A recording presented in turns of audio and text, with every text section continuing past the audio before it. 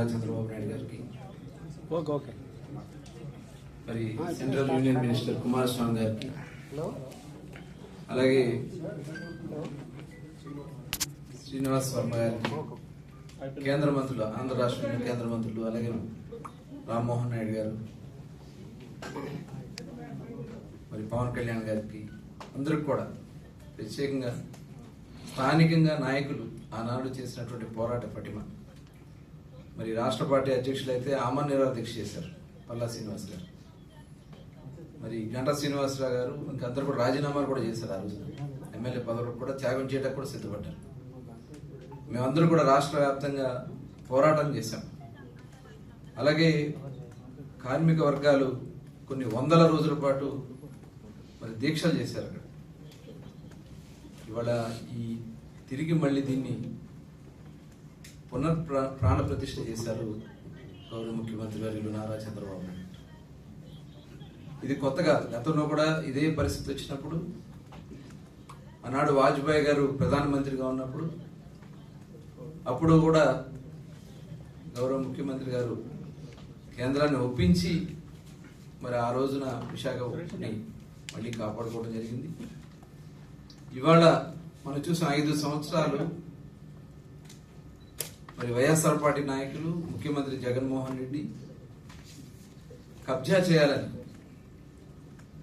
విశాఖ ఉక్కు కర్మాగారాన్ని, వేల ఎకరాల భూమిని కబ్జా చేయాలనే ఏకైక దురుద్దేశంతో కనీసం కేంద్రంతో ఒక్క మాట కూడా మాట్లాడకుండా మరి ఫోస్కా కంపెనీతో ఒప్పందం కూడా చేసుకోవడం జరిగింది. ఆ రోజున ఇంత కుట్రలు చేసి ఇవాళ ఈ రాష్ట్రాన్ని సర్వనాశనం చేయాలని చూస్తారు. మొన్ననే హోమ్ మినిస్టర్ గారు చెప్పారు, వ్యవస్థల్ని డిస్ట్రాయ్ చేయడానికి ఎలాంటి పరిస్థితులు వస్తాయో లాస్ట్ 5 years ఆంధ్ర రాష్ట్రంలో అదే జరిగింది. మేము పూర్తి సపోర్ట్ చేస్తున్నాం. ఎందుకంటే ఇవాళ దాదాపు 14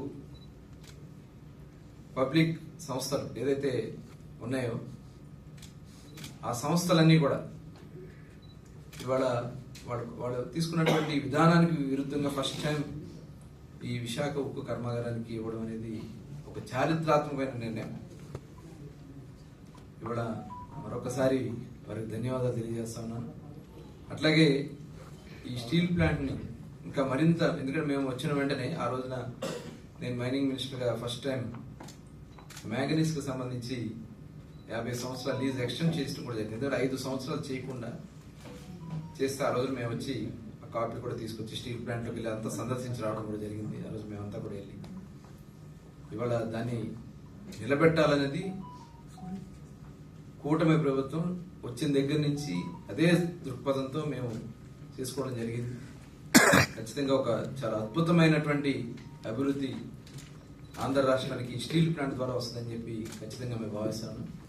ఇంకా దానికి కావాల్సినటువంటి ఇతర నిర్ణయాలన్నీ కూడా త్వరలోనే తీసుకోవడం కూడా జరుగుతుంది.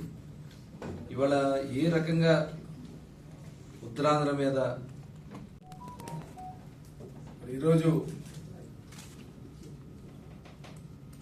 ఏదైతే స్టీల్ ప్లాంట్ కోసం సుమారు 11,440 కోట్లు కేంద్ర ప్రభుత్వం రివైవల్ ప్యాకేజ్ అనౌన్స్ చేసినటువంటి సందర్భం ఉందో,